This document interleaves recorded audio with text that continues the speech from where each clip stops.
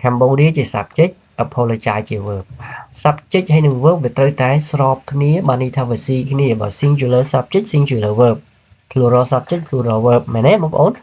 អញ្ចឹងជាទូទៅ Cambodia បាទប្រទេសកម្ពុជាសុំទោសប្រកាសជាយើងត្រូវដាក់ s ឲ្យវាមែនទេបងប្អូនហេតុអីបើគេអត់សេ s កន្លែងហ្នឹងតើអ្នកតសេនឹងខុសឬក៏អីឃើញទេ verb វាត្រូវមាន s បើ subject វា singular វាស្មើនឹង it ឬក៏ស្មើនឹង he she មិនអញ្ចឹងហ៎ហេតុអីមិន verb នឹងអត់មាន s បាទអាហ្នឹងគឺគេមិនតសេខុសទេណាបងប្អូនគេតសេអត់មាន s មកពីមានហេតុរបស់វាបាទវេយ្យាករណ៍ដែលខ្ញុំឲ្យឈ្មោះថា subjunction បាទឬក៏ subjunctive clause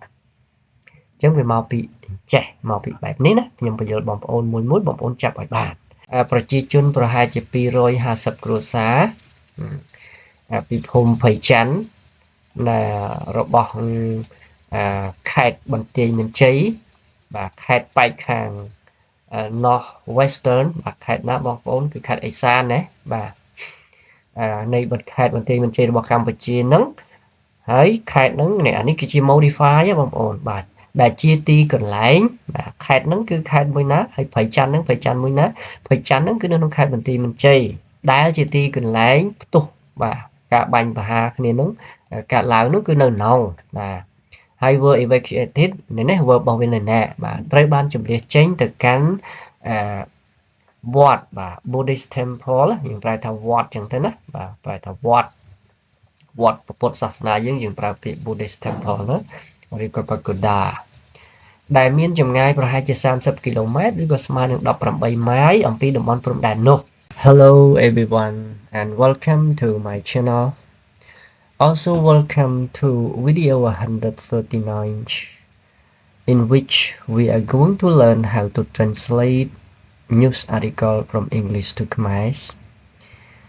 And in today's video we're going to translate an article released by Council English, one of the news media outlet in Thailand. It released an article on 13 November saying that Cambodia evacuates a village on the disputed border with Thailand as tension rise. បាទសូមជម្រាបសួរបងប្អូនទាំងអស់គ្នានិងស្វាគមន៍មកកាន់វីដេអូទី139ដែលយើងសិក្សាអំពីការបកប្រែអត្ថបទសារព័ត៌មានពីភាសាអង់គ្លេសមកភាសាខ្មែរហើយដែលក្នុងវីដេអូនេះគឺយើងនឹងបកប្រែនៅអត្ថបទកាសែតមួយដែលចុះផ្សាយដោយប្រព័ន្ធផ្សព្វផ្សាយសារព័ត៌មានរបស់ថៃឈ្មោះថា Council English ដែលបានចុះផ្សាយនៅអត្ថបទបាទកាលពីថ្ងៃទី13ខែវិច្ឆិកាក្រោមចំណងជើងថាកម្ពុជាបានជម្លៀសចេញអំពីភូមិមួយនៅក្នុងតំបន់ព្រំដែនដែលមានចំនួនគ្នាជាមួយនឹងប្រទេសថៃគណៈពេលដែលមានភាពតានតឹងនោះកើតឡើងដោយដែលបងប្អូនអ្នកតាមដានអ្នកសិក្សាឬក៏អ្នកខ្វាយខ្វល់ទៅនឹងបញ្ហា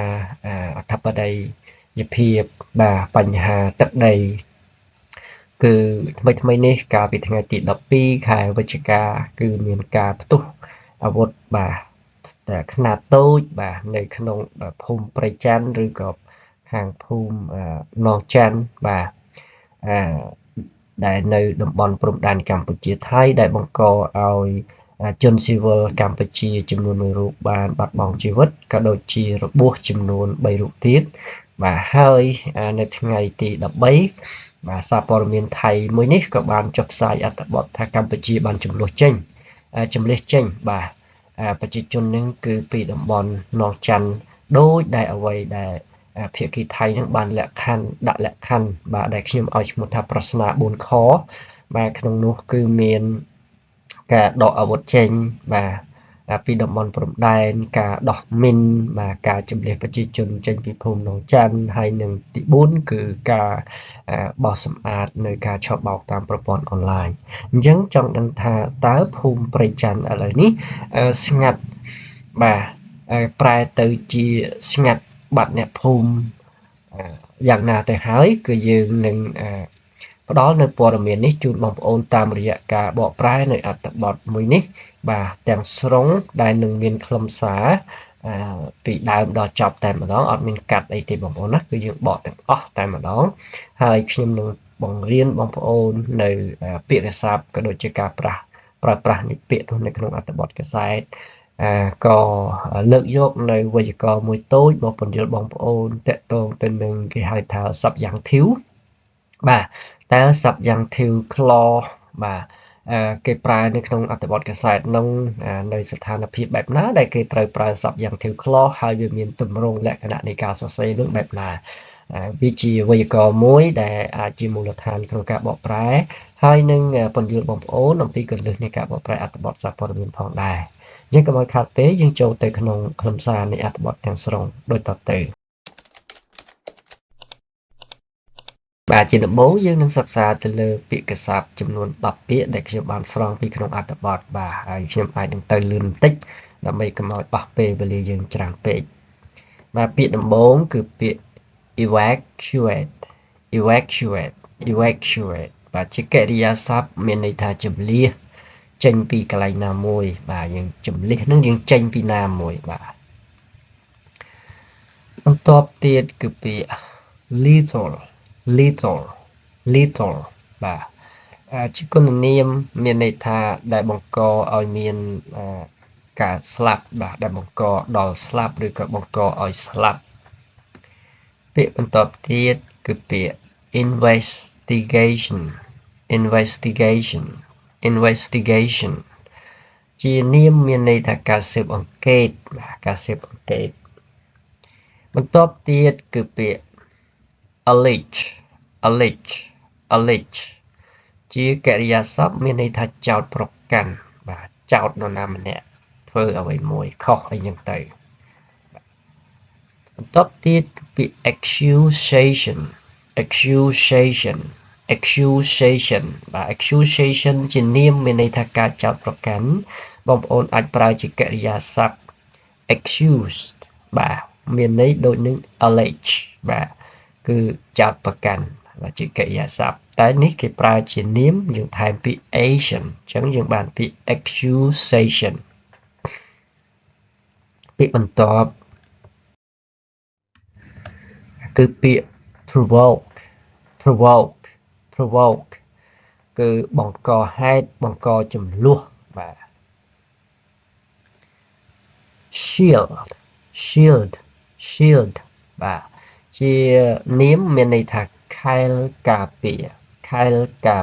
បាទអញ្ចឹងនៅក្នុងព្រឹត្តិការណ៍ផ្ទុះអាវុធបាទកាលពីថ្ងៃទី12គឺខាងប្រទេសថៃនឹងចាត់ទុកឬក៏ចោទប្រកាន់ថាកម្ពុជាប្រើប្រជាពលរដ្ឋជនស៊ីវិលនឹងធ្វើជាខែលការពារបន្តទៀត enmity ពាក្យនេះថ្នាក់ពីជានាមមានន័យថាការមានអារម្មណ៍ស្អប់ខ្ពើមគ្នាឬក៏មានអរិភាពនឹងគ្នាបាទបងប្អូនធ្លាប់ចេះពាក្យ hostility នេះណាបាទ hostility គឺប្រែថាអរិភាពនេះគឺការស្អប់ខ្ពើមការបង្កសង្គ្រាមការមិនចុះសម្រុងគ្នាបាទការបង្កនៅការធ្វើយ៉ាងម៉េចឲ្យមានឆ្លោះគ្នាហ្នឹងបាទគឺអរិភាពយើងប្រើពាក្យ hostility ឥឡូវនេះយើងមានពាក្យ enmity បាទគឺការដែលមានអារម្មណ៍ស្អប់ខ្ពើមគ្នាឬក៏អរិភាពយើងអាចប្រែថាអញ្ចឹងបានដែរណាបន្ទាប់ទៀតគឺពាក្យ stem ជាទូទៅយើងប្រើ preposition មួយគឺ stem from បាទមានន័យថាអ្វីមួយកើតចេញពីអ្វីមួយទៀតកើតចេញពីឧទាហរណ៍ថាចំនួនកម្ពុជាថៃកើតចេញពីអីមួយមកណាគេ stem from ពាក្យចុងក្រោយគឺពាក្យ rankle ជាកិរិយាសព្ទមានន័យថាធ្វើឲ្យនរណាម្នាក់ខឹងសម្បារឬក៏ធ្វើឲ្យនរណាម្នាក់ឈឺចាប់ធ្វើឲ្យនរណាម្នាក់នៅមិនសុខចិត្តបាទអញ្ចឹងពាក្យកសព្ទមានប៉ុណ្ណេះហើយយើងនឹងចូលទៅដល់អត្ថបទបាទចំណងជើងដែលបានដាក់ខ្ញុំបានបង្ហាញបងប្អូនខាងដើមហើយបាទគឺ Cambodia evacuates a village on disputed border with Thailand as tension rise គឺកម្ពុជាជម្លៀសចេញពីភូមិមួយបាទនៅតំបន់ចំនួន ជាមួយនឹងប្រទេសថៃខណៈពេលមានការកើតឡើងនៅភាពតានតឹងឬក៏ភាពតានតឹងកើតឡើងបាទគឺពីភ្នំពេញប្រទេសគេដាក់ភ្នំពេញ Cambodia បាទ AP តាមប្រហែលជាគេយកពីកាសែត AP មកក៏មិនដឹងដែរណាបាទ Cambodia on Thursday evacuated hundreds of people from village along its disputed border with Thailand a day after one of its residents was reported killed when shooting between the two nations broke out there បាទពាក្យនេះគេប្រើបាទខ្ញុំមិនកាន់ជើងខាងណាទេតែការសរសេរនេះគឺទី1អាចកាសែតនឹងមិនដឹងទី2កាសែតនឹងយកព័ត៌មានតែម្ខាងបាទទី3កាសែតនឹងកាន់ជើងបាទហ្នឹងណាបាទកន្លែងសរសេរចំណុចមួយនេះក្រោយពីមានការផ្ទុះអាវុធរវាងប្រទេសទាំងពីរបាទបើផ្ទុះអាវុធប្រទេសទាំងពីរប្រជាជាតិទាំងពីរវាតតែមានការបាញ់ទៅបាញ់មកអញ្ចឹងណាបាទក៏ប៉ុន្តែខាងភាគីកម្ពុជាខាងពីក្រសួងការពារជាតិខាងពីខេត្តអាជ្ញាធរខេត្តកម្ពុជាអីហ្នឹងគឺបានបង្ហាញចំហបានអះអាងថាខ្លួននឹងអត់មានបាញ់បោះអីណាទេអត់មានបាញ់ផ្ទុះកំភ្លើងពីកម្ពុជាទេគឺផ្ទុះមកពីខាងភាគីថៃហើយបើតាមការសង្កេតនៅចរិតបាទក៏ក្លឿនរបស់ថៃហ្នឹងគឺថាមិនគួរកម្ពុជាយើងជាអ្នកផ្ទុះអាវុធទេអញ្ចឹងណាតែការសរសេរនេះគឺសរសេរអញ្ចឹងដើម្បីបង្ហាញថាកាសែតហ្នឹងនៅភាពកណ្ដាលប៉ុន្តែបើសិនជាដឹងថាការផ្ទុះអាវុធកើតមកពីខាងណាហើយយើងនៅសរសេរជាកណ្ដាលនេះអាហ្នឹងក៏មិនតាន់ថាជាកណ្ដាលដែរបាទមានន័យថាជួយសម្រួលមកខាងបាត់ហើយមែនទេអូខេតោះឥឡូវយ៉ាងណាយើងគ្រាន់តែដឹងប៉ុណ្្នឹងចុះបងប្អូនយើងបកប្រែបាទកម្ពុជាឬក៏យើងបកថ្ងៃទីមុនក៏បានថ្ងៃកាលបរិច្ឆេទមុនក៏បានដែរកាលពីថ្ងៃប្រហ័សហ្នឹងគឺទី12បាទប្រទេសកម្ពុជាបានជំនះបាទប្រជាពលរដ្ឋរាប់រយនាក់ hundreds of people បាទរាប់រយនាក់ចេញពីភូមិមួយតាមបណ្ដោយព្រំដែនចំនួនរបស់ខ្លួនជាមួយនឹងប្រទេសថៃបាទមួយថ្ងៃក្រោយពីមានមនុស្សម្នាក់ក្នុងចំណោមអ្នកភូមិនៅនោះបាទបានត្រូវរាយការណ៍មកថាបានបាត់បង់ជីវិតឬក៏ kill គឺត្រូវសម្លាប់ឬក៏ស្លាប់បាទនៅពេលមានការផ្ទុះអាវុធ shooting when shooting បាទនេះជាចរន្តណាចរន្តនេះគឺនាមយើងប្រែថាការមកបាទ shoot បាញ់ដល់ពេលចរន្តនេះគេប្រើជា ing យើងប្រែថាការបាញ់ឬក៏ការផ្ទុះអាវុធរវាងប្រជាជាតិទាំងពីរដែលបានប្រោកអាវនោះបានផ្ទុះឡើងនៅទីនោះបាទដែលបានផ្ទុះឡើងនៅតំបន់ភូមិនោះដែលហ្នឹងគឺនៅក្នុងតំបន់ភូមិព្រំដែននោះបាទអូខេប៉ុណ្្នឹងឯងបាទមកទៀតខ្ញុំមិនបញ្យល់វេយ្យាករណ៍អីច្រើនទេបងប្អូនខ្ញុំបានបញ្យល់បងប្អូនច្រើនហើយតែវេយ្យាករណ៍ដូចជាដដែលទេតែថ្ងៃនេះមានយ៉ាងប្លែកមួយទៀតមកក៏លើកជូនបងប្អូនមានតែមួយចំណុចវេយ្យាករណ៍ទេណាតែសំខាន់បាទកថាខណ្ឌបន្ទាប់ Wednesday shooting occurred 2 days after a Thai soldier lost a foot to a landmine while patrolling another area of the border ប៉ុណ្្នឹងសិនចុះណាបងប្អូនមិញខាងដើមមិញគឺខ្ញុំដាក់ថ្ងៃពហុទី12មិនដឹងជាត្រូវមិនត្រូវបងប្អូនថ្ងៃពហុទីប្រហែលទៅថ្ងៃនេះថ្ងៃទី14ណាបើថ្ងៃនេះទី14ហើយថ្ងៃសុក្រទី14ពហុទី13ណាបាទខ្ញុំអធិស្ឋានណាហើយលោកខ្ញុំភ្លេចប៉ុន្តែគឺការដែលបាញ់ផ្ទុះអាវុធហ្នឹងថ្ងៃទី12គាត់ថាខ្ញុំភ្លេចថាត្រូវជាថ្ងៃណាអញ្ចឹងមិញគេដាក់ថាមួយថ្ងៃក្រោយពីមានការផ្ទុះអាវុធហ្នឹងគឺថ្ងៃពហុប្រជាជនជំនះចេញអញ្ចឹងណាអញ្ចឹង Wednesday នេះគឺជាថ្ងៃដែលផ្ទុះអាវុធដែរណាបាទការផ្ទុះអាវុធកាលពីថ្ងៃពុធបានកើតឡើងបាទ occur today បាទកើតឡើងនឹងគឺ2ថ្ងៃក្រោយពីបាទក្រោយពីទាហានថៃមួយរូបបានដាច់ជើងបាទ loss នឹងបាត់បាទយើងមិនថាបាត់ទេយើងថាដាច់ជើងដោយសារគ្រាប់មីន loss of foot to a landmine បាទដាច់ជើងដោយសារតែគ្រាប់មីនខណៈពេលកំពុងដើរល្បាតនៅក្នុងតំបន់មួយទៀតនៅតាមព្រំដែននោះហើយយើងចូល clear បន្ទាប់ Thailand blame Cambodia for ជាទូទៅយើងប្រើ structure អញ្ចឹងណា blame somebody for doing something ឬក៏ for something បាទចោតសំទោសបន្ទោសនរណាម្នាក់ថាធ្វើអ្វីមួយអញ្ចឹងណាបាទអញ្ចឹងប្រទេសថៃបានបន្ទោសឬក៏ចោតកំងក៏បានដែរបាទបន្ទោសបាទកម្ពុជា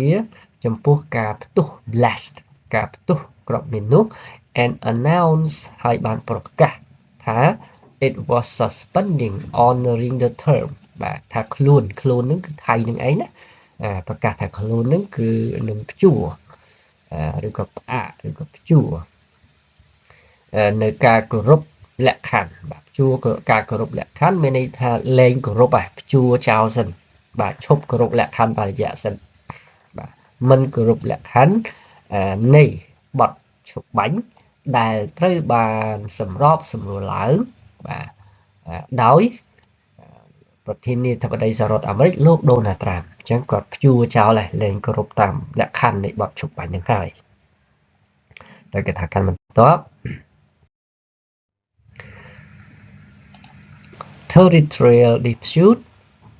over exacts where the border lies between the Southeast Asian neighbor led to 5 days of armed conflicts in late July that killed dozens of soldiers and civilians នេះណាបាទអញ្ចឹងប្រធានរបស់វានៅប្រព័ន្ធនេះណាបងប្អូនណាប៉ុណ្ណេះបាទមែនតែនទៅប្រធានវាមែនតែនណាគឺប៉ុណ្ណេះបងប្អូននេះ territorial dispute បាទចំនួនទឹកដីអញ្ចឹងណាហើយ verb របស់វានៅកន្លែងនេះ verb របស់វាណា verb របស់វានៅនេះបាទអញ្ចឹងចំណែកអ្វីដែលនៅចន្លោះ subject ហើយនឹង verb ហ្នឹងវាគ្រាន់តែជាពាក្យឬក៏ជា clear ដែលវាបញ្ជាក់ន័យឲ្យបាទអញ្ចឹងគឺចង់និយាយថាចំនួនទឹកដីជុំវិញជុំវិញតំបន់ណាចំនួនទឹកដីតកតងឬក៏ជុំវិញទៅនឹងតំបន់ព្រំដែនតំបន់ព្រំដែន border where the border lie បាទតំបន់ព្រំដែនដែលលាតសន្ធឹងរវាងប្រទេសជិតខាងនៃតំបន់អាស៊ីអាគ្នេយ៍ទាំងពីរហ្នឹងគឺបានន័យថារវាងប្រទេសកម្ពុជាហើយនិងប្រទេសថៃកម្ពុជានិងថៃហ្នឹងគឺជា neighbor ជាអ្នកជិតខាងនេះវាជាប់ព្រំដែនគ្នាអញ្ចឹងណាអូខេអញ្ចឹងវាled to 5 days of armed conflict បានបង្កឲ្យមានការផ្ទុះឬក៏ចំនួនប្រដាប់អាវុធហ្នឹងចំនួន5ថ្ងៃហ្នឹងបងប្អូនដឹងហើយណាកាលពីខែកក្កដាឆ្នាំ2024ដល់2028នោះបាទ5ថ្ងៃនៅក្នុងចុងខែកក្កដាដែលបានសម្លាប់ទាហានរាប់សិបនាក់ណាហើយនឹងជនស៊ីវិលផងដែរអញ្ចឹងទាំងទាហានទាំងជនស៊ីវិលនឹងអស់រាប់សិបនាក់ឯណោះចូលឃ្លាបន្ទាប់ but tension remain high ភាពតានតឹងហ្នឹងគឺវានៅតែមានភាពតានតឹងគឺនៅតែខ្ពស់ដដែលនៅតែខ្លាំងដដែលណាគេ many term of more detail truce agreement បាទលក្ខខណ្ឌជាច្រើនបាទ many term of លក្ខខណ្ឌជាច្រើននៃកិច្ចព្រមព្រៀងបទឈប់បាញ់បាទកិច្ចព្រមព្រៀងស្តីពីបទឈប់បាញ់លម្អិតហ្នឹងត្រូវបានចុះហត្ថលេខាឡើងកាលពីខែមុនគឺខែតុលាណាបងប្អូនបាទខែអុកតូបឺណាបងប្អូនដឹងហើយគឺថ្ងៃ26អុកតូបឺនោះបាទ have not yet been implement នៅមិនទាន់បានអនុវត្តនៅឡើយផងមានកិច្ចមានលក្ខខណ្ឌជាច្រើននៃកិច្ចព្រមព្រៀងបទឈប់បាញ់ដែលមានលម្អិតនៅក្នុងកិច្ចព្រមព្រៀងឈប់បាញ់ហើយចុះហត្ថលេខាកាលពីខែកន្លងទៅហ្នឹងបាទក្នុងខែតុលាហ្នឹងមិនទាន់បានអនុវត្តផងហើយក៏ផ្ទុះបាទអាវុធហ្នឹងនៅថ្ងៃទី12ខែវិច្ឆិកានេះទៀតទៅបាទទៅកថាខណ្ឌបន្តទៀតមក A Cambodian man identified as D-Night was reported killed in shooting Wednesday while 3 other people were wounded បាទខ្ញុំដូចជាបានឲ្យពាក្យនេះបងប្អូនណា wound នឹងមានថារងរបួសបាទអញ្ចឹងបរោះជនជាតិខ្មែរយើងនឹងម្នាក់ហ្នឹងត្រូវបានគេស្គាល់ថាបាទ identify as ដែលបានគេស្គាល់ថាឬក៏មានឈ្មោះថា D-Night បាទត្រូវបានរាយការណ៍ថាបានស្លាប់បាត់បង់ជីវិតនៅក្នុងការបាញ់បាទនោះ កាលពីថ្ងៃទីសំទោសកាលពីថ្ងៃពុធនោះបាទខណៈពេលចំណែកឯវាកំប្រែថាខណៈពេលណាប្រើចំណែកឯបានត្រូវវ៉ាលហ្នឹងមានខណៈពេលនិងមានចំណែកឯចំណែកឯ3នាក់ទៀតបាទមនុស្ស3នាក់ទៀតនេះគឺរងរបួសបាទ wounded រងរបួសabout 250 family from Prichan village in Cambodia's northern province of Banteay Mean Chey, where the shooting took place, were evacuated to a Buddhist temple about 30 kilometers or 18 miles from the border, said Lee Sawanrit, the provincial vice governor. ចឹង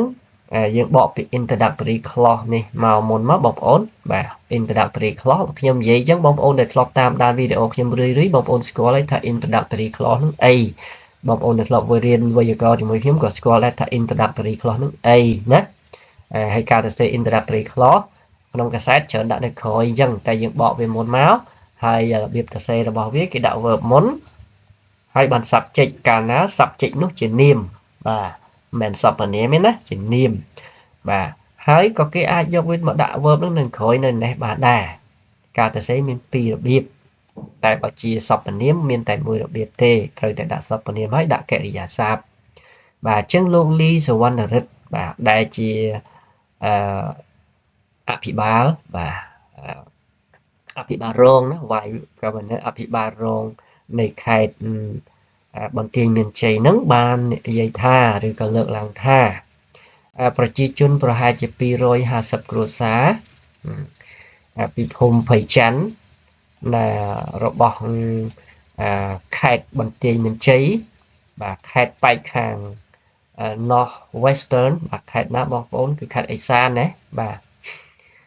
នៃខេត្តបន្ទាយមានជ័យរបស់កម្ពុជាហ្នឹងហើយខេត្តហ្នឹងអានេះគឺជា modify បងប្អូនបាទដែលជាទីកន្លែងបាទខេត្តហ្នឹងគឺខេត្តមួយណាហើយព្រៃច័ន្ទហ្នឹងព្រៃច័ន្ទមួយណាព្រៃច័ន្ទហ្នឹងគឺនៅក្នុងខេត្តបន្ទាយមានជ័យដែលជាទីកន្លែងផ្ទុះបាទការបាញ់ប្រហារគ្នាហ្នឹងកើតឡើងហ្នឹងគឺនៅក្នុងបាទហើយ were evacuated នេះ verb របស់វានៅណាបាទត្រូវបានជម្លៀសចេញទៅកាន់វត្តបាទ Buddhist temple យើងប្រែថាវត្តចឹងទៅណាបាទប្រែថាវត្តពុទ្ធសាសនាយើងប្រើពាក្យ Buddhist temple ណាឬក៏ pagoda ដែលមានចម្ងាយប្រហែលជា30គីឡូម៉ែត្រឬក៏ស្មើនឹង18ម៉ាយអំពីតំបន់ព្រំដែននោះអញ្ចឹងគាត់ជម្លៀសទៅនោះគឺ30គីឡូជាងណាបងប្អូនឆ្ងាយដែរណាឆ្ងាយដែរបាទបើជិះម៉ូតូអី1ម៉ោងដែរណា30គីឡូជិត1ម៉ោងឬក៏1ម៉ោងដែរជិះល្មមដូចខ្ញុំអីហ្នឹងគឺ1ម៉ោងហើយ30គីឡូអូខេយើងទៅកថាកម្មបន្ទាប់ The same village was the site of a violent but not lethal confrontation in September between Thai security personnel and Cambodian villagers. អូខេអញ្ចឹងគេថាភូមិនោះដដែលគឺភូមិព្រៃច័ន្ទហ្នឹងបាទគឺជាទីកន្លែងវត្តដសាយគឺជាទីកន្លែងដែលមានការប្រឈមមុខដាក់គ្នានេះយើងបកពី confrontation ហើយចាំបកគុណនាមទី1គុណនាមទី2ណាបាទដែលជាទីកន្លែងមានការប្រឈមមុខដាក់គ្នាដោយអំពើហិង្សាក៏ប៉ុន្តែមិនបង្កដល់ស្លាប់ណាកាលពីខែអីបាទ September ខែ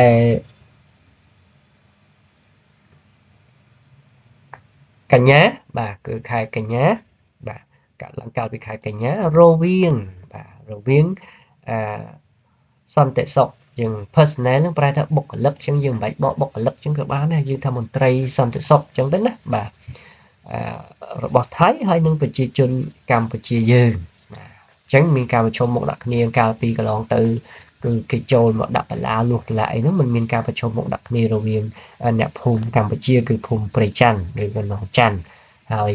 ជាមួយនឹងសន្តិសុខរបស់ថៃអញ្ចឹងណាបាទ The Cambodian Defense Ministry on Thursday led a member of a team assigned to monitor the ceasefire at the border ប៉ុណ្ណឹងណាបាទខាង ក្រសួងការពារជាតិកម្ពុជាបាទក្រសួងការពារជាតិកម្ពុជាកាលពីថ្ងៃប្រហ័សបានដឹកនាំសមាជិកមួយក្រុមបាទដែលចាត់ចែងឬក៏ដែលចាត់តាំង assign បាទដែលចាត់តាំងឲ្យទៅត្រួតពិនិត្យ monitor ណាឲ្យត្រួតពិនិត្យនៅបទឈប់បាញ់នៅតាមបណ្ដោយព្រំដែនបាទអញ្ចឹងគាត់នាំសមាជិកនឹងទៅត្រួតពិនិត្យមើលដើម្បីឲ្យអនុវត្តនៅបទឈប់បាញ់នោះបាទដូចជាអនុវត្តមិនចេញទេបងប្អូនបើអនុវត្តតែខាងកម្ពុជាខាងថៃអត់បានអនុវត្តផងបាទមិននៅតែអញ្ចឹងណាបាទតោះទៅទៀត the observer team បាទក្រុមអ្នកសង្កេតការណ៍នោះរួមមាន official from Association of South Asian Nation បាទក្នុងជើងសមាជិកនៃក្រុមអ្នកសង្កេតការណ៍ហ្នឹងក៏មានបាទមានរួមបញ្ចូលនៅមន្ត្រីក្នុងនោះមានមន្ត្រីពីសមាគមសហប្រជាជាតិអាស៊ីអាគ្នេយ៍ដែលយើងហៅកាត់ថា ASEAN នោះណាបងប្អូនអញ្ចឹងគឺពាក្យពេញហ្នឹងគឺ Association of South Asian Nation អូខេអញ្ចឹងគាត់បញ្ជូនទៅមើលបាទតែយ៉ាងណាបែបបានទៅមើលនឹងឬក៏យ៉ាងម៉េចក៏អត់ឃើញអីផ្លាស់ប្ដូរច្រើនណាបងប្អូនយើងទៅទៀត Cambodian Prime Minister Hun Manet on Wednesday called for an independent investigation into the incident to bring justice to those affected by the shooting គឺនាយករដ្ឋមន្ត្រីកម្ពុជាគឺលោកហ៊ុនម៉ាណែតបាទកាលពីថ្ងៃពុធនោះដែរក៏បានអំពាវនាវ call for នឹងអំពាវនាវណាបងប្អូន call for និង call on បាទអំពាវនាវជាទូទៅបើ call on somebody to do something call for ដាក់ noun យកតែម្ដងគឺ call for something ណាក្នុងការប្រើប្រាស់ពាក្យបានអំពាវនាវឲ្យមានការស៊ើបអង្កេត investigation នេះបាទស៊ើបអង្កេតដោយឯករាជ្យមួយបាទស៊ើបអង្កេតគេប្រើ investigation into អញ្ចឹងណាគេប្រើ into អញ្ចឹងណាបាទគឺស៊ើបអង្កេតទៅលើឧបទ្ទវហេតុនោះបាទដើម្បីនាំមកនៅយុត្តិធម៌ឬក៏យើងថាដើម្បីរកយុត្តិធម៌បាទរកយុត្តិធម៌ឲ្យជនរងគ្រោះឬក៏ជនរងគ្រោះពីការបាញ់ប្រហារនោះអញ្ចឹងក៏អំពាវនាវឲ្យមានការស៊ើបអង្កេតឯករាជ្យដើម្បីរកយុត្តិធម៌ជូនជនរងគ្រោះដែលបានបាត់បង់ជីវិត1នាក់និងរងគ្រោះ3នាក់ទៅទៀតបាទនេះជាព័ត៌មានតាក់ទងនឹងអតីតកាលណា The ceasefire appear to be breaking down after the landmine explosion earlier this week បាទខ្ញុំយកប៉ុណ្្នឹងសិនតោះណាខ្ញុំគូសបន្តិចបាទប៉ុណ្្នឹងសិនបាទគឺបទឈប់បាញ់បាទបទឈប់បាញ់នោះទំនងជា appear to be បាទទំនងជាត្រូវបានប្រែថាម៉េចបាទ break down មិនថាបើone ស្អីមួយ break down ហ្នឹងគឺវាខូចវាខាតវាបែកវាបាក់ដល់ទៅពេលបទឈប់បាញ់ហ្នឹងវា break down មានន័យថាគេលែងគោរពវាណាបាទត្រូវបានច្រានចោលឃើញទេបាទប្រែអញ្ចឹងណាទំនងជាត្រូវបានច្រានចោលបន្ទាប់ពីមានការផ្ទុះបាទយើងបកពី explosion ណាបន្ទាប់ពីមានការផ្ទុះគ្រាប់មីនកាលពីចុងសប្តាហ៍កន្លងទៅបាទកាលពីសប្តាហ៍កន្លងទៅបាទហើយយើងចូល clear បន្ទាប់ Thailand accused Cambodia of laying new mines in violation of the truce which Cambodia deny ណានេះបាទខាងប្រទេសថៃបានចោទប្រកាន់កម្ពុជាបាទយើងប្រើពាក្យ accused somebody of doing something ណាបងប្អូនប្រើអញ្ចឹងណា accuse somebody of doing something គឺចោទនរណាម្នាក់ធ្វើអ្វីមួយអញ្ចឹងបងប្អូនរៀនជំនួសពាក្យចូលមកអញ្ចឹងក្នុងនេះប្រទេសថៃចោទកម្ពុជាថាដាក់មីនថ្មីនៅដែលជាការរំលោភបំពាន in violation បាទជាការរំលោភបំពានទៅលើបទឈប់បាញ់ truce និងបទឈប់បាញ់ដែលស្មើនឹង ceasefire បាទរំលោភបំពានទៅលើបទឈប់បាញ់ហើយដែលកម្ពុជានឹងបានច្រានចោលអញ្ចឹងមកថៃជាអ្នកចោទកម្ពុជាជាអ្នកច្រានទាត់ចោលបាទ deny ទាត់ចោល Thailand said it would post implementation of the agreement indefinitely បាទគឺថានេះសិនណាបាទគឺខាងប្រទេសថៃបានលើកឡើងថាខ្លួននឹងផ្អាកណាខ្លួននឹងផ្អាកការអនុវត្ត implementation ខ្លួននឹងផ្អាកនៃការអនុវត្តកិច្ចព្រមព្រៀងនោះដោយមិនកំណត់ indefinitely បាទដោយមិនកំណត់ផ្អាកដោយមិនកំណត់នឹងមានន័យថាមិនដឹងផ្អាករយៈពេលប្រមាណទេថ្ងៃណាគេចង់គោរពបទឈប់បាញ់នឹងវិញបានគេគោរពកិច្ចព្រមព្រៀងនឹងវិញបានគេគោរពណាថ្ងៃណាគេមិនចង់គឺអត់គេថាគេចាំមើលស្ថានភាពអញ្ចឹងទៅណាបាទទៅគេថាខាង clear មួយទៀត it also demanded that Cambodia apologize conduct a thorough investigation and implementation to prevent such incident in the future អូកន្លែង clear នេះលយបងប្អូនបាទពាក្យថៃមួយនឹងលយហ្មងគេថាដូចគេនឹងលយណាអត់មានបំពេញទៅលើកិច្ចព្រមព្រៀងបទឈប់បាញ់បំពេញច្បាប់អន្តរជាតិអត់មានរំលោភបំពេញអីទេគេនិយាយមក clear ហ្នឹងគេថាខ្មែរយើងអ្នកធ្វើតែមកណាបាទហើយនេះក៏ជាកន្លែងដែលខ្ញុំចង់បញ្យល់បងប្អូនដែរបងប្អូនមើលនេះកន្លែងនេះ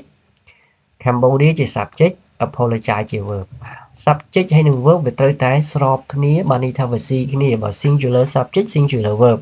plural subject plural verb មែនទេបងប្អូនអញ្ចឹងជាទូទៅ Cambodia បាទប្រទេសកម្ពុជាសុំទោសប្រកាសជាយើងត្រូវដាក់ s ឲ្យវាមែនទេបងប្អូនហេតុអីបើគេអត់សេ s កន្លែងហ្នឹងតើអ្នកតសេហ្នឹងខុសឬក៏អីឃើញទេ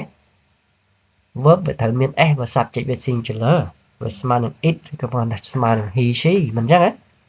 ហេតុអីមិន verb នោះអត់មាន s បាទអាហ្នឹងគឺគេមិនតសេខុសទេណាបងប្អូន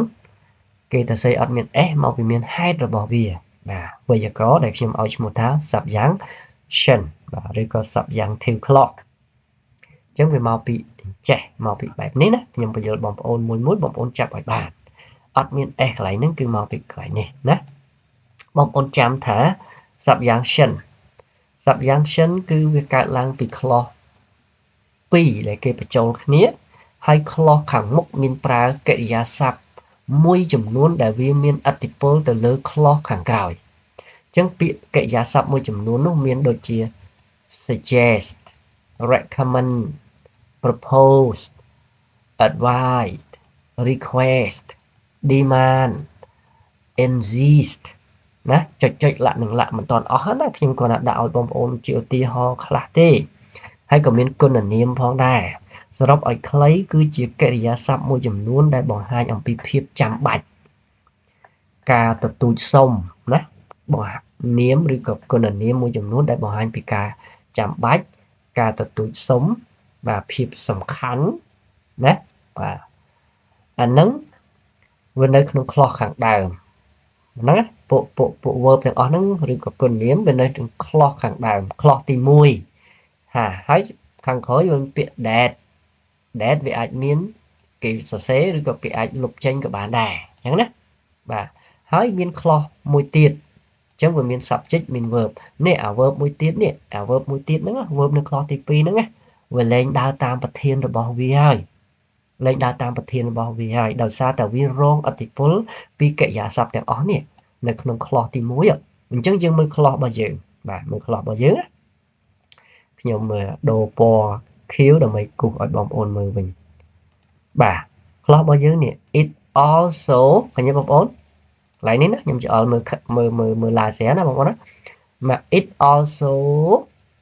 demanded ឃើញទេមាន verb demand នេះទៅណាមិញបាទនេះ verb demand ឃើញទេគេប្រើពាក្យ verb ហ្នឹងនៅក្នុង clause ហ្នឹងឃើញទេបងប្អូនចឹង clause ហ្នឹងក្នុងនេះគេប្រើ demanded នៅក្នុង past simple អត់ខ្វល់ទេប្រើក្នុងកាលអីប្រើទៅអត់ដឹងទេបាទចឹង it also demanded that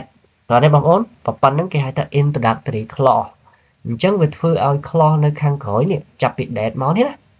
វាមាន subject របស់វា clause គឺមាន subject មាន verb គេហៅថា clause បាទ subject របស់វានិង verb របស់វាវាលែងព្រមគ្នាហើយលែង agree គ្នាហើយវាលែងដើរតាមគ្នាហើយតោះនេះបងប្អូនយើងអត់ដាក់ verb នឹងទៅជា past អត់ដាក់ verb នឹងទៅជា ing អត់ verb ដាក់ verb នឹងទៅជា ed ឬក៏ past participle អីអត់ទេណាអត់ទេគឺ verb នឹង ses ies ក៏អត់មានដែរ verb នឹងត្រូវតែជា verb ទម្រង់ដើម នេះខ្ញុំដាក់ទៅសេថា best form ណាទម្រង់ដើមតែម្ដងអញ្ចឹងឃើញ Cambodia វាត្រូវតែមាន s ទេបាទ verb ដែលប្រើជាមួយ Cambodia ត្រូវតែមាន s ទេប៉ុន្តែគេអត់ប្រើទេនៅក្នុងនេះព្រោះអាហ្នឹងគឺវារងឥទ្ធិពលពីនេះ demand នេះ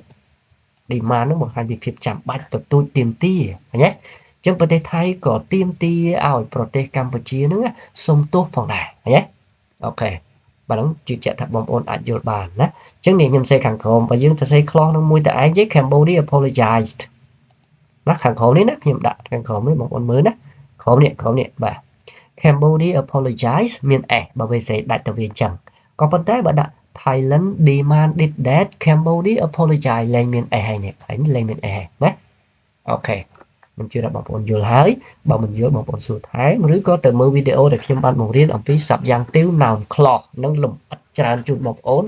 តែម្ដងបងប្អូនចូល channel ចូលទៅដល់ playlist មើលឈ្មោះ playlist គឺ CS skill បាទបងប្អូនចូលទៅមើលវីដេអូមួយចំណងជើងនេះឃើញតោះឥឡូវយើងបកបទឈប់បាញ់នោះទំនងជាត្រូវបានច្រានចោលខ្ញុំបកឲ្យមិញបងប្អូនណាបាទឥឡូវថែមទៀតច្រានចោលបន្ទាប់ពីមានការផ្ទុះគ្រាប់មីនកាលពីដើមសប្តាហ៍មុនបាទប្រទេសថៃបានចោទប្រកាន់កម្ពុជាថាដាក់គ្រាប់មីនថ្មីដែលជាការបំពានទៅបទឈប់បាញ់ហើយកម្ពុជាបានច្រានចោលការចោទប្រកាន់នោះប្រទេសថៃបាននិយាយថាខ្លួននឹងផ្អាកឬក៏ព្យួរនៅការអនុវត្តនៃកិច្ចព្រមព្រៀងនោះដោយមិនកំណត់ហើយប្រទេសថៃក៏ថែទាំងទាមទារឲ្យប្រទេសកម្ពុជាសុំទោសផងដែរបាទទាមទារឲ្យសុំទោសទាមទារឲ្យ conduct thorough investigation ន័យថាធ្វើការស៊ើបអង្កេតដោយម៉ត់ចត់ណាទាមទារឲ្យកម្ពុជាសុំទោសទាមទារឲ្យកម្ពុជាធ្វើការស៊ើបអង្កេតនេះ conduct a thorough investigation ស៊ើបអង្កេតដោយម៉ត់ចត់ហើយនឹងអនុវត្ត implement បាទអនុវត្តដើម្បីការពារណាកន្លែងនេះសេដូចជាបាត់អីបងប្អូនimplement នេះជា verb បាទហើយដាក់ prevent នេះជា verb ទៀតណាជាន់គ្នាណាបងប្អូនបាទទាមទារឲ្យកម្ពុជាសុំទោសទាមទារឲ្យកម្ពុជាធ្វើការស៊ើបអង្កេតទាមទារឲ្យកម្ពុជានឹងអនុវត្ត to prevent បាទថែម to មួយទៀតមិនត្រូវណាបាទ prevent សាច់ឬក៏គេចង់សេដាក់ comma ក៏អត់ត្រូវដែរ comma បន្ទាប់តែ comma មុខនេះហើយយក n មកដាក់នៅក្រោយនេះបានត្រឹមត្រូវណាបាទហ្នឹងហើយចឹងឥឡូវខ្ញុំមិនដឹងថាគេទៅសេនឹងក្នុងចេតនាមួយណាអនុវត្តដើម្បីការពារឬក៏ឲ្យកម្ពុជានឹងស៊ើបអង្កេតផងអនុវត្តផងការពារផងន័យវាអញ្ចឹងណាបាទអញ្ចឹងការពារអីគេ prevent ជាទូទៅគេប្រើ prevent something បាទ from happening អញ្ចឹងទៅគេអត់ប្រើ from នោះក៏បានដែរអញ្ចឹង prevent ការពារនៅបដិវហេតុហ្នឹងនាពេលអនាគតមានថាការពារកុំឲ្យវាកើតទៀតបាទឥឡូវយើងចូលកថាខណ្ឌបន្ទាប់ Hun Manet said the shooting occurred after Thai forces engaged in numerous provocative actions for many days with the objective of instigating confrontations. He added that Cambodia would still honor the ceasefire terms. គឺលោកហ៊ុនម៉ាណែតបានមានប្រសាសន៍ថាការបាញ់ដោយអាវុធនោះគឺបានកើតឡើងបន្ទាប់ពីទាហានកងកម្លាំងរបស់ថៃបានធ្វើសកម្មភាពវាប្រែអញ្ចឹងមកណា engage ហ្នឹងបានថាចូលរួមនេះយើងប្រែចូលរួមហ្នឹងបាក់ស្ដាប់អញ្ចឹងបានធ្វើហើយយើងបកសកម្មភាព action បាទបានធ្វើសកម្មភាពញុះញង់ជាច្រើនnumerous មានន័យថាច្រើនអូខេសកម្មភាពញុះញង់ជាច្រើន provocative ញុះញង់បង្កហេតុបាទ for many day អស់រយៈពេលជាច្រើនថ្ងៃ with the objective ក្នុងគោលបំណងបាទ objective មានថាគោលបំណង with ជាមួយនឹងគោលបំណងតែយើងប្រែជាមួយគោលបំណងមិនសូវព្រោះទេឬក៏ថាក្នុងគោលបំណងឬក៏ដែលមានបំណង instigate ប្រែថាបង្កណាបង្កឬក៏បង្កើតនាំឲ្យស្អីមួយកើត instigate បាទបង្កនៅភាព ប្រឈមមុខដាក់គ្នាធ្វើឲ្យមានការប្រឈមមុខដាក់គ្នាហ្នឹងខាងខ្មែរយើងអ្នកចោទទៅវិញ He added that លោកក៏បានបន្ថែមទៀតផងដែរថាកម្ពុជា would still honor នឹងនៅតែបន្តគោរព honor គោរព the ceasefire term លក្ខខណ្ឌនៃបទឈប់បាញ់ឲ្យបានឃើញណាអញ្ចឹងលោកប្រកាសថានៅតែបន្តគោរពបទឈប់បាញ់ថាខណ្ឌបន្តទៀត The Thai army alleged that Cambodian soldiers fired into a district in Thailand's eastern province Osa Kau and that the Thai side fired warning shot in response. Thai army គឺកងទ័ពថៃបានចោទប្រកាន់ថា alleged that ចោទប្រកាន់ថាទាហានកម្ពុជាបាញ់ចូលទៅក្នុងស្រុករបស់ថៃបាទដែលស្រុកហ្នឹងគឺនៅប៉ែកខាងកើតនៃខេត្តសាកេតរបស់ថៃបាទសាកែវបាទខេត្តស្រះកែវហ្នឹងណាបាទហើយក៏ទាហានថៃហ្នឹងក៏បានលើកឡើងទៀតផងដែរថាបាទបានលើកឡើងទៀតផងដែរថា The Thai side ភាគីថៃក៏បាន fire warning shot បានបាញ់នៅការបាញ់នឹងបាញ់ជាការព្រមានចង់និយាយថាបាញ់នឹងបាញ់ជាការព្រមានក្នុងការឆ្លើយតបនិយាយឲ្យខ្លីគឺចង់និយាយថាកម្ពុជាជាអ្នកបាញ់ហើយថៃនឹងក៏បាញ់ព្រមានវិញដើម្បីជាការឆ្លើយតបហើយទៅក៏រងរបួសទៅគេដោះសារអញ្ចឹងណាថាខាងមួយនេះបាទCambodia's accusations that Thailand initiated fire, provoked conflict, and violated the ceasefire are entirely false. បាទយកទៅនេះមកការចោទប្រកាន់របស់កម្ពុជាដែលថាប្រទេសថៃជាអ្នកផ្ដើមគំនិតក្នុងការបាញ់នោះឬក៏ជាអ្នកបាញ់មុន provoke conflict បានបង្កឲ្យមានជម្លោះand violate the ceasefire ហើយបំពានទៅលើបទឈប់បាញ់គឺទាំងអស់នោះវាមិនត្រឹមត្រូវទេបានន័យថាខុសទាំងស្រុងតែម្ដងគឺចង់និយាយអញ្ចឹងចង់និយាយថាការចោទប្រកាន់របស់កម្ពុជាដែលចោទថាថៃជាអ្នកបាញ់មុនចោទថាថៃជាអ្នកបង្កជម្លោះចោទថាថៃនឹងជាអ្នកបំពាននៅបទឈប់បាញ់ហ្នឹងគឺខុសទាំងស្រុងណាគេនិយាយអញ្ចឹងថាយើងចោទគេនឹងខុសទេបងប្អូនណា Cambodia's firing from a civilian area as cover constitute using human shield, violating humanitarian principle and demonstrating complete disregard for Cambodian civilian life. บอกไปนี่อันนี้ life นะ lives មិនលីវទេបងប្អូនការបាញ់របស់កម្ពុជាចេញអំពីតំបន់ជនស៊ីវិលមួយហ្នឹងបាទវា as cover បាទការបាញ់របស់កម្ពុជាចេញពីតំបន់ជនស៊ីវិលគឺវាបង្កឲ្យ constitute បាទបង្កឲ្យសំទោស constitute using ណា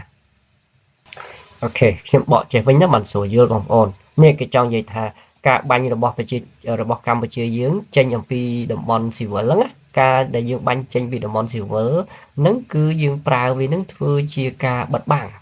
បានន័យថាយកតំបន់ជនស៊ីវិលហ្នឹងជាការបិទបាំងនៃការបាញ់របស់យើងណាបងប្អូន cover ហ្នឹងគឺបិទបាំងណា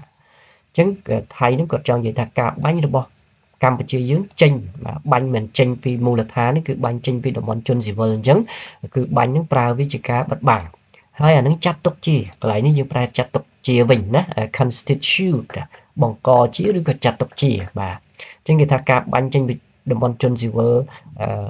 អញ្ចឹងជាការបិទបាំងនៅការបាញ់របស់ខ្លួនអញ្ចឹងគឺចាត់ទុកថាជាការប្រើប្រាស់ខែលបានប្រើប្រាស់មនុស្សឬក៏ប្រជាជនទាំងអស់ធ្វើជាខែលណាបាទប្រើធ្វើជាខែលបាទគាត់ចោទថាអញ្ចឹងណាហើយមួយទៀតចោទថាការធ្វើបែបហ្នឹងគឺវា violating humanitarian principle គឺវារំលោភបំពានទៅលើគោលការណ៍មនុស្សធម៌ហ្នឹងគាត់ចោទខ្មែរយើងថាអញ្ចឹងយកប្រជាជនមកបាំងអញ្ចឹងធ្វើ យើងនឹងបំពេញទៅលើគោលការណ៍មនុស្សធម៌បាទ and demonstrating ហើយវាបង្ហាញឲ្យឃើញនៅការមិនគោរពបាទយ៉ាងច្បាស់ complete disregard មិនគោរពណាពេញលេញសម្រាប់ជីវិតអាយុជីវិតរបស់ជនស៊ីវិលកម្ពុជាបាទគាត់ថាយើងកម្ពុជានឹងគឺអត់គោរពយ៉ាងពេញលេញនៅអាយុជីវិតរបស់ជនស៊ីវិលទេបាទអញ្ចឹងយើងចូលមកដល់ introductory clause នៅក្រោយនេះបាទដោយសារតែខ្ញុំបកខាងលើហើយអញ្ចឹងខ្ញុំបក introductory clause នេះនៅក្រោយក៏បានដែរវារៀងវែងដែរណាបាទអញ្ចឹងនៅពេលដែលយើងបកនៅក្រោយឧទាហរណ៍បងប្អូនផ្លាត់មកបកនៅក្រោយដូចខ្ញុំបងប្អូនកុំដាក់ថាអ្នកនាំពាក្យយោធាថៃនឹងឈ្មោះលោកឧត្តមសេនីយ៍វិនថៃសុវរីបាននិយាយនៅក្នុងសេចក្តីថ្លែងការណ៍កាលពីថ្ងៃមុនហ្នឹងឯងបងប្អូនបកអញ្ចឹងទៅក៏បានដែរណាបកអញ្ចឹងទៅបាទអញ្ចឹងយើងដាក់ថាចេះអ្នកនាំពាក្យយោធាថៃគឺលោកឧត្តមសេនីយ៍វិនថៃសុវរីបានលើកឡើងឬក៏បានថ្លែងបែបនេះនៅក្នុងសេចក្តីថ្លែងការណ៍មួយកាលពីថ្ងៃពុធហ្នឹងហើយយើងបកអញ្ចឹងណាអូខេតោះទៅទៀតយើងមិនបាច់ថែមពាក្យថាឯកាលណាយើងបកវានៅក្រោយយើងមិនបាច់ថែមពាក្យថានៅក្រោយចេះទេបាទតែយើងលើកវាទៅមុខយើងថែមពាក្យថាមកយើងលើកវាយើងបកវានៅខាងដើមហ្នឹងណាបាទអ្នកនាំពាក្យយោធាថៃគឺឧត្តមសេនីយ៍វិនថៃសុវទីបានថ្លែងនៅក្នុងសេចក្តីថ្លែងការណ៍កាលពីថ្ងៃពុធមួយថាកម្ពុជាbla bla bla ចឹងមកតោះទៅទៀតទៅច្រើនមកដែរហើយ Thailand and Cambodia have a history of enmity going back century when they were warring នឹងមកពី war សង្គ្រាមណា warring empire their competing territorial claims stem likely from a 1907 map drawn when Cambodia was under French colonial rule which Thailand has accused is inaccurate ចឹងប្រទេសថៃនិងប្រទេសកម្ពុជានឹងគឺមានប្រវត្តិអារិភាពរបស់ខ្លួននឹងគឺរាប់ទសតវត្សមកហើយបាទរាប់សតវត្សមកហើយចឹងមិនថារាប់រយឆ្នាំហើយយើងឆ្លោះគ្នាអារិភាពនឹងគ្នានឹងណារាប់រយឆ្នាំហើយបាទ century គឺសតវត្សណាសតវត្ស100ឆ្នាំបាទដល់ក្នុងនេះគេដាក់ plural ជាងរាប់រយឆ្នាំ when they were in warring empire គឺខណៈពេលដែលប្រទេសទាំងពីរហ្នឹងបាទខណៈពេលដែលប្រទេសទាំងពីរហ្នឹងធ្វើសង្គ្រាមចក្រភពរបស់ខ្លួនហ្នឹងបាទធ្វើសង្គ្រាមទៅដើមទឹកដីគ្នានោះណា their competing territorial claim បាទការអះអាងទាមទារឬក៏ចំនួនទឹកដីរបស់ខ្លួនទាំងពីរហ្នឹងគឺកើតចេញពី stem from ណាបាទ stem from ហើយគេប្រើពាក្យ adverb នេះទៀតបាទកើតឡើងចេញពីមួយផ្នែកធំជាងគេហ្នឹងគឺរឿងផែនទីឆ្នាំ1907ដែលគូសឡើងនៅពេលដែល when ណាគូសឡើងនោះនៅពេលដែលកម្ពុជាស្ថិតនៅក្រោមអាណានិគមរបស់បារាំងហើយដែលថៃហ្នឹងគឺបដិសេធឬក៏ប្រកែកថាផែនទីនឹងអត់ត្រឹមត្រូវទេ inaccurate មិនត្រឹមត្រូវផែនទីនឹងមិនត្រឹមត្រូវបាទផែនទីនឹងគឺផែនទីខ្នាត1លើ200,000ហើយដែលថៃថាអត់ត្រឹមត្រូវគាត់ទាមទារប្រើផែនទីឯកតោភាគីរបស់គាត់គឺខ្នាត1លើ50,000បាទចឹងនិយាយទេមិនត្រូវត្រង់ហ្នឹងទៅទៀតនេះគឺថាខណ្ឌ2ចុងក្រោយហើយយើងនឹងចប់បាទ The International Court of Justice in 1962 awarded sovereignty to Cambodia over an area that included the 1,000-year-old Preah Temple which still rankles many Thais បាទនេះជាប្រវត្តិកាលពីអតីតឡើយហ្នឹងគាត់ថាតុលាការយុត្តិធម៌អន្តរជាតិកាលពីឆ្នាំ1962គឺបានប្រគល់អធិបតេយ្យភាពឬក៏ទឹកដីហ្នឹងមកឲ្យកម្ពុជាបាទគឺឲ្យតំបន់មួយដែលក្នុងនោះរួមមានតំបន់ប្រាសាទព្រះវិហារដែលមានអាយុកាលចូល1000ឆ្នាំមកហើយនោះមកឲ្យកម្ពុជាហើយដែលនោះឯងបាទវិចកន្លែងហ្នឹងគឺសំដៅទៅលើការផ្ដល់ឲ្យនៅអធិបតេយ្យភាពមួយហ្នឹងណាការផ្ដល់ឲ្យនៅ ប្រាសាទហ្នឹងណាថាជារបស់ខ្មែរហ្នឹងណាដែលអាហ្នឹងធ្វើឲ្យថៃហ្នឹងគឺមានការខឹងសម្បាណា wrinkle still wrinkle many Thais គឺធ្វើឲ្យថៃហ្នឹងខឹងសម្បាឈឺចាប់កាត់ទុកមិនសុខចិត្តបាទ wrinkle ហ្នឹងធ្វើឲ្យតាមម្នាក់ខឹងកាត់ទុកមិនសុខចិត្តបាទយើងចូលបន្តខាងចុងក្រោយThe October Truce Agreement does not spell out a path to resolve the underlying basics of the dispute បាទសូមកាត់សម្គាល់ផងដែរថាកិច្ចព្រមព្រៀងបទឈប់បាញ់កាលពីខែតុលាតាមពិតទៅនឹងមិនមែនជាបទព្រមព្រៀងកិច្ចព្រមព្រៀងបទឈប់បាញ់ទេកាលខែតុលាឆ្នាំ2000ថ្ងៃទី26 2025នៅកូឡាឡាំពូនឹងវាគ្រាន់តែជាសេចក្តីថ្លែងការណ៍រួមដើម្បីបញ្ជាក់បន្ថែមទៅលើបទឈប់បាញ់កន្លងទៅកាលពីថ្ងៃ28ខែកក្កដាឯណោះបាទដើម្បីគេហៅថាកិច្ចសន្យាបន្ថែមឲ្យភាគីទាំងពីរអនុវត្តតាមហ្នឹងណាបាទអញ្ចឹងគេថាកិច្ចព្រមព្រៀងបទឈប់បាញ់ហ្នឹងណាគឺមិនទាន់បានគូសវាសឬក៏បង្ហាញផ្លូវបាទ does not spell out a path មិនទាន់បានបង្ហាញផ្លូវក្នុងការដោះស្រាយនៅបញ្ហាវិវាទហ្នឹងto resolve the underlying basics dispute បាទមិនទាន់បានបង្ហាញផ្លូវក្នុងការដោះស្រាយចំនួនមូលដ្ឋាននោះទេបាទអត់ទាន់បានដោះស្រាយបញ្ហាហ្នឹងទេក៏ផ្ទុះអាវុធទៀតទៅហើយលែងអនុវត្តតែម្ដងទៅបាទខាងថៃនេះគេថាគេលែងអនុវត្តហើយអូខេឥឡូវយើងមកដល់ទីបញ្ចប់ហើយបាទបងប្អូនមានសំណួរឬចម្ងល់អាចសួរនៅក្នុងខ្ទង់ comment ឬក៏ឆាតចូល Telegram របស់ខ្ញុំឬក៏បងប្អូនអាចតាក់ទងបាទតាម Telegram ងាយស្រួលណាបងប្អូនបាទឬក៏ក្នុង comment គឺដើម្បីចែករំលែកទៅដល់អ្នកដទៃបានយល់ផងជាចុងក្រោយសូមអរគុណសម្រាប់ការគាំទ្រនិងចែករំលែកវីដេអូរបស់ខ្ញុំសូមបងប្អូនជួយ follow page និង subscribe channel របស់ខ្ញុំដើម្បីទទួលបានវីដេអូជាច្រើនទៀតទាក់ទងនឹងការសិក្សាអង់គ្លេសមានវេយ្យាករណ៍ហើយនឹងការបកប្រែផងដែរបាទសូមអរគុណសូមជម្រាបលាជួបគ្នានៅក្នុងវីដេអូបន្ទាប់